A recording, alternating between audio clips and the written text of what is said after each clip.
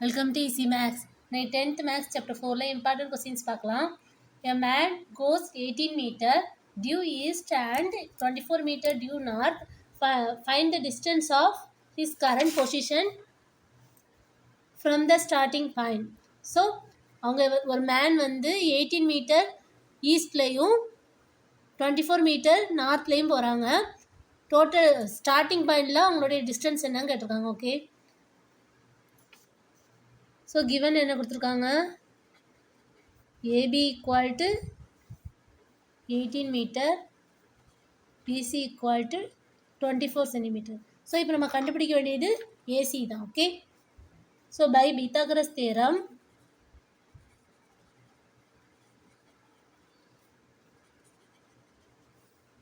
So hypotenuse square equal to AB square plus BC square போடலாமா? So இதில் hypotenuse என்னது, ஏசியா? So AC square equal to AB square plus BC square. So ஏபியோட value 18 square plus 24 square. So 18 ஸ்கொயர்னா 324 plus 24 ஸ்கொயர்னா 576.